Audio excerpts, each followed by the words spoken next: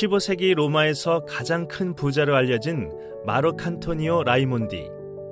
마르칸토니오 라이몬디는 어떻게 최고의 부자가 되었을까요? 인터넷에서 그의 이름을 검색하면 다양한 정보가 나옵니다. 금속공예, 인류 역사상 최초의 지식재산권 소송, 이탈리아 동판화가 등이 그것인데요. 우리가 이 시간에 가장 주목해야 할 키워드는 15세기 로마의 가장 큰 부자입니다. 이탈리아 교육의 도시 볼로냐에서 태어난 그는 어릴 때 금속공예를 배웠는데요. 그가 만든 상감 기법의 금속공예 장식품이 당시 대학생들에게 선풍적인 인기를 끌었다고 합니다. 그 시절 대학생들은 수평적인 관계를 유지하기 위해 사복이 아닌 졸업식 가운 형식의 교복을 입었는데요. 모두가 똑같이 보이는 교복 패션에서 라이몬디의 장식품은 개성을 나타내는 아이템이 되었고 대학생들 사이에서 크게 유행을 합니다. 이는 조선시대의 사대부들도 마찬가지였는데요. 청빈한 삶을 강조했기에 언뜻 보면 수수한 옷차림이지만 지금도 수천만 원을 호가하는 박쥐 장식이 숨겨진 갓을 착용해 신분을 나타내기도 했습니다. 당시 유럽은 스승에게 수공업 기술을 배우는 대신 노동력을 제공하는 도제 제도가 일반적이었는데요. 라이몬디 역시 도제 제도 때문에 장식품 판매 수입의 대부분을 스승님에게 바쳐야 했습니다.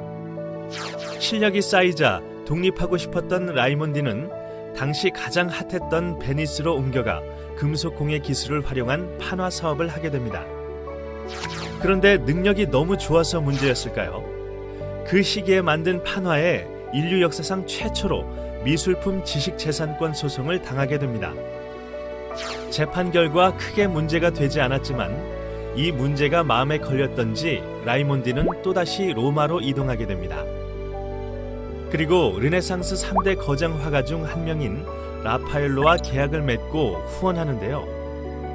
라파엘로 작품의 판권을 획득해 판화로 작품을 똑같이 찍어내 르네상스 예술이 확산되는 데 일조합니다. 이때 찍어낸 판화 때문에 원분이 사라진 라파엘로의 작품을 현대에도 감상할 수 있을 정도입니다. 확산이 되지 못하면 혁신이 되지 못한다는 점에서 라이몬디는 당시 예술 작품 시장의 변화를 일으킨 기업가 정신을 발휘했다고 평가받습니다. 결정적으로 로마에서 큰 부를 축적할 수 있었던 작품은 선정적인 주제를 다룬 작품이었는데요. 인본주의 정신으로 인간 자체의 아름다움을 추구했던 르네상스 시대의 분위기와 맞아떨어져 날개 돋친 듯이 팔려나갔습니다. 이렇게 라이몬디는 볼로냐에서는 교복을 입은 대학생들의 자기 표현 욕구를 채워주는 장신구를, 베니스에서는 일반인의 예술 작품 소유 욕구를 채워주는 금속 공예 판화를, 로마에서는 르네상스 시대 인간 신체의 아름다움을 중시하는 분위기를 이용한 섹슈얼한 작품으로 시대의 흐름과 기회를 잘 포착해 부를 축적할 줄 아는 기업가였습니다. 하지만 그는 창의적인 사람은 아니었습니다. 판매하는 작품 중에는 자신이 직접 그린 그림은 하나도 없는데요. 새로운 작품을 만들기보다는 기존의 명화를 복제하는 데 중점을 뒀습니다. 그를 최고의 부자로 만들어준 작품 이 모디를 판매할 때도 자신이 그린 그림은 하나도 없었습니다. 대신 자신의 부족한 부분을 채워줄 사람들을 잘 찾아냈고 멋지게 팀플레이를 했습니다. 그의 팀 빌딩 역량을 엿볼 수 있는 또 다른 사례가 있습니다. 판매하고자 하는 그림을 라파엘로의 제자인 로마노를 통해 만들었고 희곡 작가 아렌티노에게 의뢰해 시와 운문으로 작품 설명을 추가해 판매했습니다. 이들의 협업은 대박이 났습니다. 작품성도 뛰어나고 내용도 충실했기 때문인데요. 아렌티노가 그림을 묘사한 글을 읽고 나서 한 추기경이 자신의 이야기임을 알고 자객을 보낼 정도였다고 합니다. 전문가들은 이것을 옐로우 저널리즘의 탄생으로 보고 있습니다. 그렇다면 라이몬디에게는 자신의 고유한 능력이 전혀 없었을까요? 그렇지 않습니다. 라이몬디에게는 금속 공예로 익힌 정밀한 손재주와 정확한 눈썰미로 원화와 차이나지 않는 판화를 제작하는 능력이 있었습니다.